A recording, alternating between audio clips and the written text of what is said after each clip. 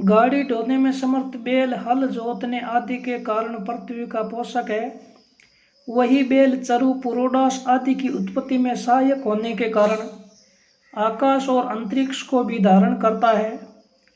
पूर्व आदि महादिशाओं का पोषण करता भी यही धर्मरूपी बैल है। इस प्रकार ब्रह्मा द्वारा बनाया गया यह बैल पृथ्वी आदि सभी लोकों की रक्षा के लिए उनमें प्रवेश करके स्थित रहता है। यह बैल इंद्र है, इसलिए सभी पशुओं की अपेक्षा अधिक तेजस्वी है। जिस प्रकार बैल अविच्छिन्न रूप से संतान उत्पन्न करता है, इंद्र उसी प्रकार भूत भविष्य और वर्तमान वस्तुओं को उत्पन्न करता हुआ अन्य देवों के कार्य करता है। मनुष्यों में वह बैल इंद्र के समान है। वह बैल धर्म है। वह सूर्य के रूप में सारे जगत को ऊर्जा एवं प्रकाश देता हुआ विचरण करता है। जो हमारे द्वारा बैल को दिया गया महत्व विशेष रूप से जानता है, वह सभी सुखों को भोगता है और शोभन संतान युक्त होकर देह त्याग करने के बाद संसार में नहीं जाता। इंद्रदेव रूपी ये बैल यज्ञ आदि पुण्य से प्राप्त लोकों में अधिक फल देता है।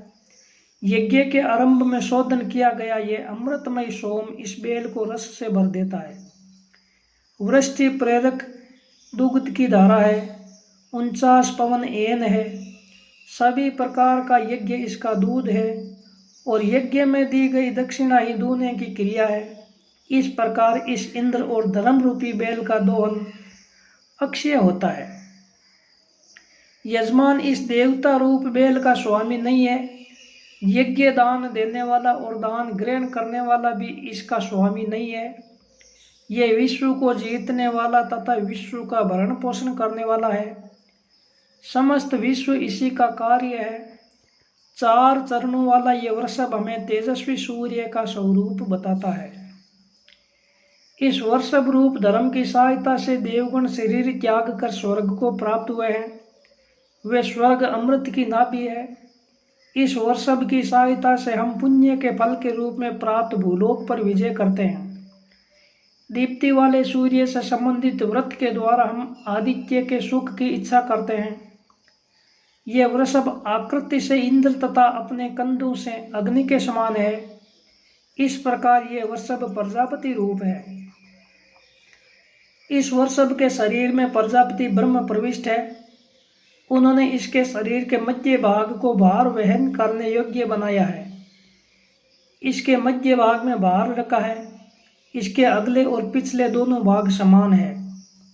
जो पुरुष इस बैल के सही रहित जो आदि रूप 7 दोहनों को जानता है, वह पुत्र पौत्र आदि संतान तथा स्वर्ग आदि लोकों को प्राप्त करता है। इस बात को सप्त ऋषि जानते हैं। ये प्रजापति रूप वृषभ निराशा उत्पन्न करने वाली दरिद्रता को अपने चारों चरणों से औंधे मुंह गिराकर अपनी जंघों से धरती को खोदता है। यह बैल अपने श्रम से किसानों को अन्न देता है। इस वृषभ में व्याप्त यज्ञात्मक प्रजापति के व्रत के योग्य 12 रात्रियों को विद्यमान बताते हैं। उन रात्रियों में प्रजापति रूपी वृषभ को जो जानता है, वही इस व्रत का अधिकारी होता है। ऊपर बताए गए लक्षणों वाले वृषभ को मैं सायंकाल, प्रातःकाल और दोपहर के समय दूहता हूँ। मैं सभी यज्ञों के अनुष्ठान के फलों को भी दूहता हूँ। इस वृषभ के जो दोहन फल प्रदान करते हैं, उन्हें मैं जानता हूँ।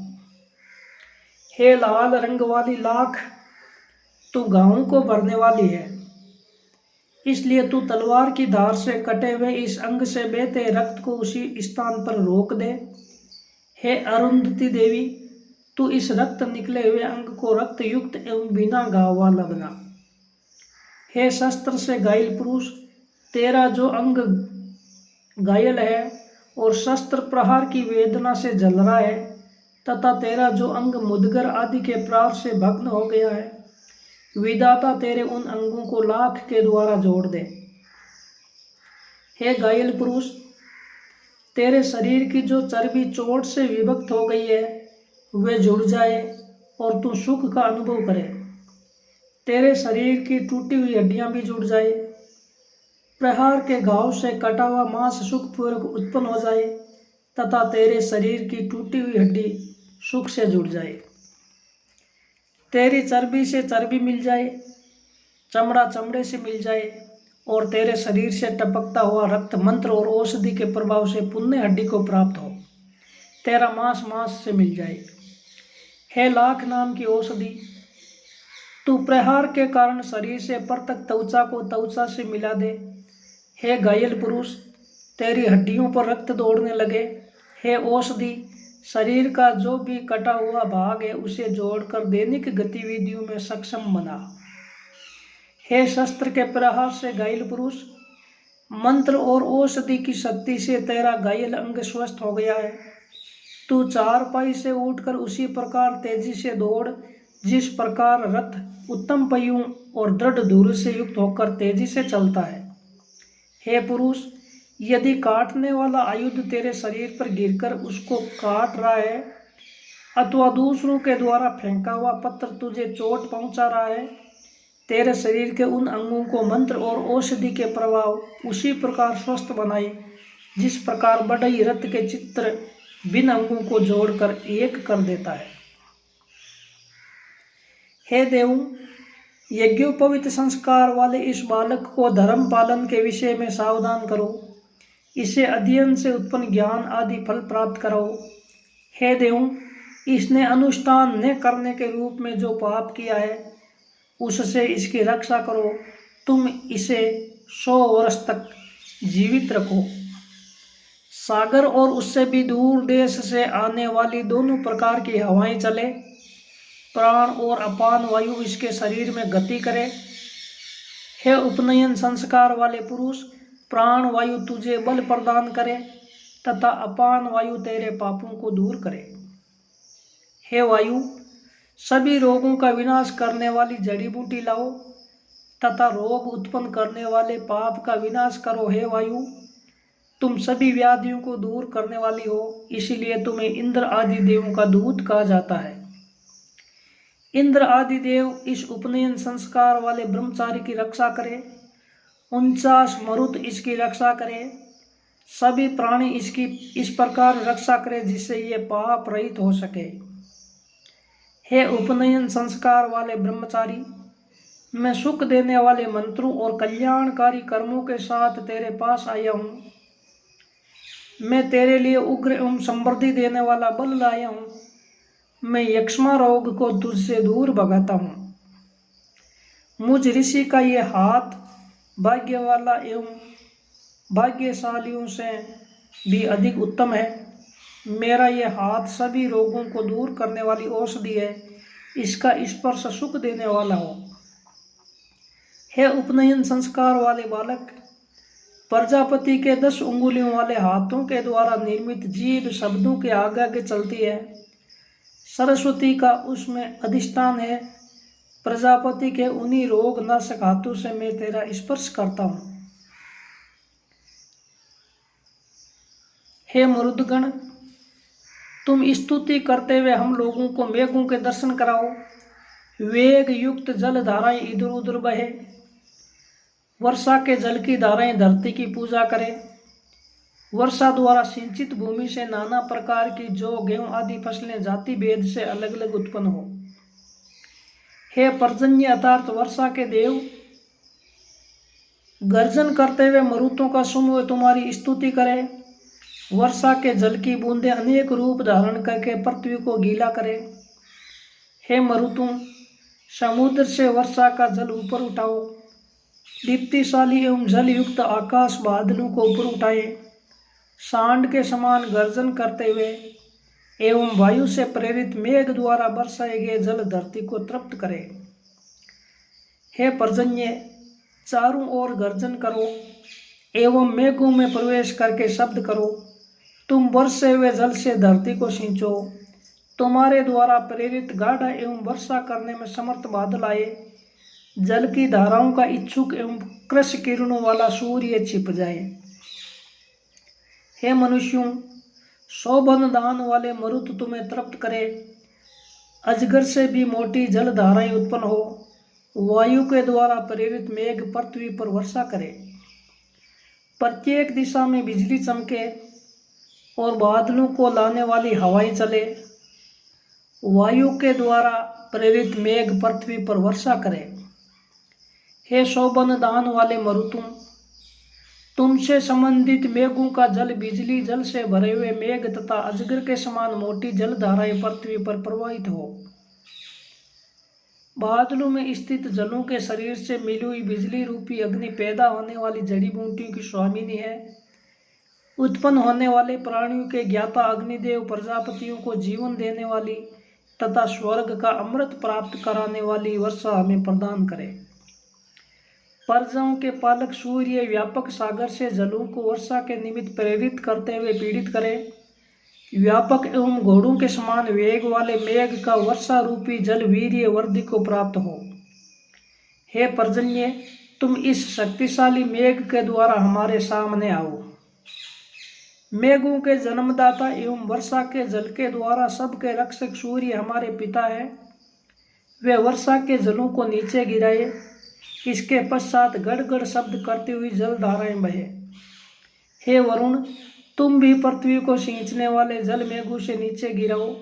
श्वेत भुजाओं वाले मेंढक तृण रहित भूमि पर चेतना प्राप्त करके शब्द करे।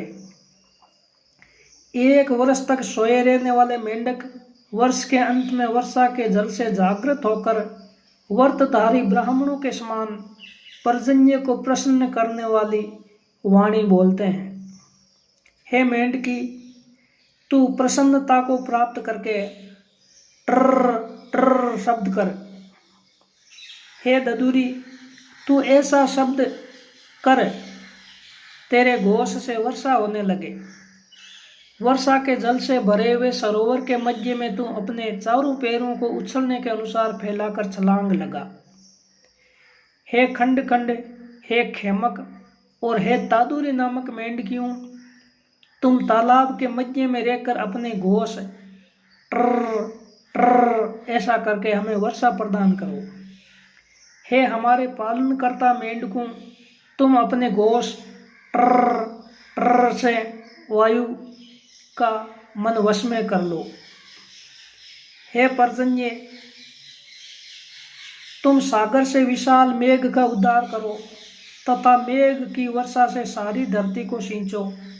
तुम उस मेघ को बिजली वाला बनाओ, हवा वर्षा के अनुकूल चले तथा हवा वर्षा के अनुकूल हो। वर्षा के द्वारा अनेक प्रकार से प्रेरित जल यज्ञ का विस्तार करे, जो गेहूं आदि फसलें वर्षा के जल से हर्षित हो।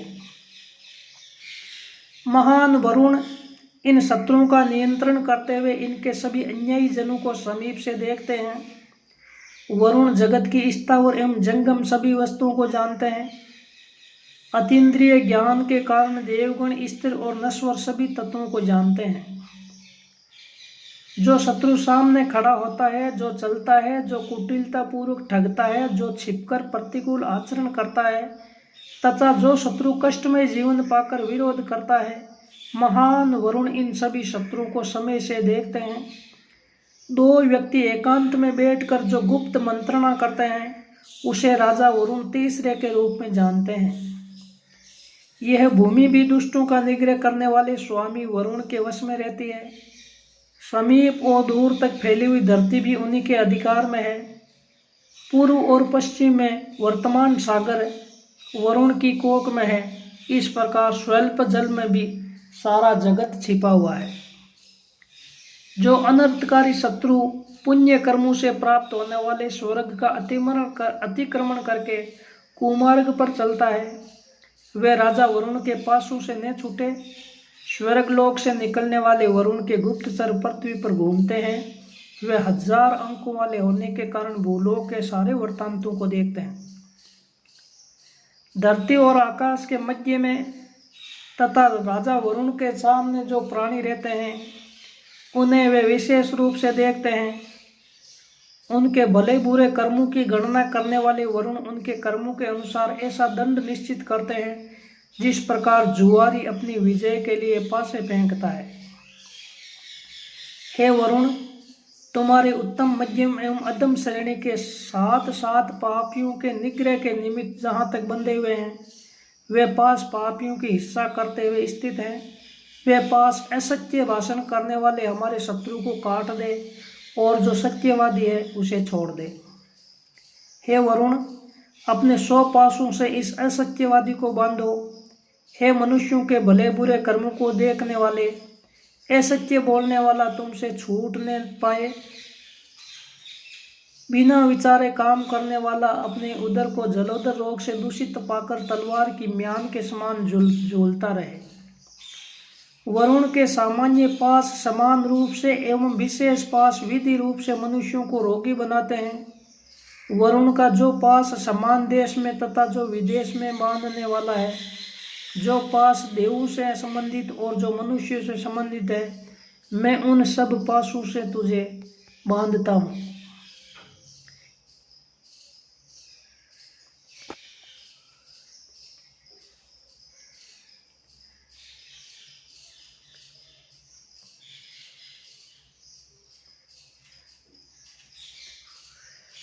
हे सहदेवी, तू जड़ी बूटियों की स्वामिनी है। मैं शत्रु द्वारा किए गए अभिचार के दोष को शांत करने के लिए तेरा स्पर्श करता हूँ। मैं अभिचार से उत्पन्न दोषों को दूर करने के लिए तुझे सामर्थ्य वाली बनाता हूँ। वास्तव में अभिचार आदि दोषों को दूर करने वाली, सत्यजित, दूसरे के आक्रोश को मिटाने वाली, शपथ योगिनी, सबको पराजित करने वाली, सहमाना, बार बार व्याधि का विनाश करने वाली पुण्यसारा नामक जड़ी बूटी को अन्य जड़ी बूटियां अभिचार दोष का नाश करने के लिए प्राप्त होती है। जिस पिशाची ने आक्रोश में भरकर हमें शाप दिया है, जिसने मूर्छा प्रदान करने वाला पाप हमारी ओर भेजा है, और जो शरीर के रक्त आदि का हरण करने के लिए मेरे पुत्र आदि का आलिंगन करती है, वे मेरे ऊपर अभिचार करने वाले शत्रु के पुत्र को खा जाए। हे कृत्या नाम की राक्षसी, अभिचार करने वाले ने तुझे मिट्टी के बिना पके पात्र में धुआं उगलती हुई नीली और लाल ज्वालाओं वाले अग्नियों में तथा बिना पके मांस में अभिमंत्रित किया है, तो उनका विनाश कर। हम अभिचार द्वारा सताए हुए इस पुरुष से बुरे स्वप्न संबंधी भय को, दुष्ट जीवन वाले लोक संबंधी भय को, राक्षसों संबंधी भय को, महान अभिचार से उत्पन्न भय के कारण को नष्ट करते हैं। दरिद्रता के कारण पाप, लक्ष्मियां, छेदिका, भेदिका आदि दुष्ट नामों वाली जो पिशाचियां हैं, मैं उन्हें भी इसके शरीर से दूर भगाता हूँ। हे अपमार्ग, हम तेरी सहायता से भूख की पीड़ा से पुरुष को मारने वाले एवं प्यास की अधिकता से पुरुष की मृत्यु करने वाले अभिचार का विनाश करते हैं। हम तेरी सहायता से गायों के अभाव को और संतानहीनता को भी समाप्त करते हैं। हे अपमार्ग, हम तेरी सहायता से प्यास की पीड़ा से पुरुष को मारने वाले, भूख की पीड़ा से पुरुष को मारने वाले अभिचार एवं जुए में पराजय को दूर भगाना चाहते हैं। हे अभिचार के दोष से ग्रहित पुरुष, एकमात्र अपमार्ग की सब जड़ी बूटियों को वश में करने वाला है। हम अपमार्ग की सहायता से तुझमें अभिचार द्वारा उत्पन्न रोग आदि को दूर करते हैं। इसके पश्चात तू रोग रहित होकर विचरण कर। सूर्य से उसका ज्योति मंडल कभी अलग नहीं होता है, रात्रि दिन के समान विस्तार वाली होती है। उसी प्रकार मैं यथार्थ कर्म करता हूँ। मैं अभिचार से पीड़ित पुरुष की रक्षा के लिए विनाश करने वाली कृत्याओं को कार्य करने में असमर्थ बनाता हूँ। हे देवों, जो मनुष्य मंत्रों और औषधि के द्वारा पीड़ा पहुंचाने वाली कृत्या के निर्माण हेतु उसके घर जाता है, जिस प्रकार बछड़ा गाय के पीछे पीछे जाता है, उसी प्रकार वे कृत्या अभिचार करने वाले पुरुषों के समीप जाए। जो शत्रु अनुकूल के समान साथ रहकर कृत्या निर्माण रूपी पाप करता है और उसके द्वारा उस मनुष्य को मारना चाहता है जिसके प्रति उसका द्वेष होता है, उस कृत्या के प्रतिकार के द्वारा प्रभावित होने पर मेरे मंत्रों के सामर्थ्य से उत्पन्न पाषाण कृत्या बनाने वाले शत्रु की हिंसा करे। हे 1000 स्थानों में होने वाली सहदेवी, तू हमारे शत्रुओं के केशों एवं गिरवा को काट कर उनका विनाश कर तू हमारे शत्रुओं का हित करने वाली कृत्या को उन्हीं की ओर लौटा दे जिन्होंने उसका निर्माण किया है। इस सहदेवी नाम की जड़ी बूटी के द्वारा मैंने सभी कृत्यों को दूषित एवं प्रभावहीन बना दिया है। मेरे शत्रुओं ने जिस कृत्या को मेरे खेतों में, मेरी गौशाला में और वायु संचार करने वाले स्थानों में गाड़ दिया है, उन सभी कृत्यों को मैं प्रभावहीन कर चुका हूँ। जिस शत्रु ने कृत्या का निर्माण किया है तथा उसके द्वारा मेरे एक पैर और एक उंगली को नष्ट करना चाहता है, वे मेरी हिंसा नहीं कर सके। उसके द्वारा किया गया अभिचार कर्म मेरे मंत्र और जड़ी बूटी के प्रभाव से मेरा मंगल करे तथा कृत्या निर्माण करने वाले को जला दे। अपमार्ग जड़ी माता पिता से होने वाले संक्रामक रोग के रूप में हमको प्राप्त सही, कुष्ठ, अपस्मार आदि को दूर करे। वे हमारे शत्रुओं द्वारा दिए हुए पापों को, पिशाचियों को और दरिद्रता को भी दूर करे। हे अपमार्ग, तुम सभी यक्षों, राक्षसों और दरिद्र उत्पन्न करने वाली पिशाचियों को मुझसे दूर करो। हम यक्ष, राक्षस एवं पिशाचियों द्वारा किए हुए सभी दुखों को तुम्हारे द्वारा प्रभावहीन करते हैं। हे अपमार्ग अथवा सहदेवी, तू शत्रुओं और विरोधियों का विनाश करने में समर्थ है। तू कृत्या का प्रयोग करने वाले के पुत्र, पौत्र आदि को वर्षा ऋतु में उत्पन्न होने वाला नड नाम की घास के समान काट कर नष्ट कर दे। हे सहदेवी अथवा अपमार्ग, निषाद के पुत्र कर्ण नामक मंत्र दृष्टा ब्राह्मण ने तेरा प्रयोग किया है। यजमान की रक्षा के लिए तू सेना के समान गमन करती है। तू जिस देश में प्राप्त होती है वहाँ अभिचार संबंधी भय नहीं रहता है। हे सहदेवी अथवा अपमार्ग, तू सभी जड़ी बूटी में उसी प्रकार श्रेष्ठ है जिस प्रकार प्रकाश करने वालों में सूर्य। तू दुर्बल की रक्षक और उससे बाधा पहुंचाने वाले राक्षस की विनाशक है। हे औषधि, प्राचीन काल में इंद्र आदि देवों ने तेरे द्वारा ही राक्षसों को पराजित किया था, इसी कारण तूने अपमार्ग नाम प्राप्त किया है। हे अपमार्ग, तू सैकड़ों शाखाओं वाली होकर विभिंदती नाम प्राप्त करती है। तुझे उत्पन्न करने वाला विभिंद कहलाता है। जो शत्रु हमारा विनाश करना चाहता है, तू उसकी विरोधी बनकर उसका विनाश कर।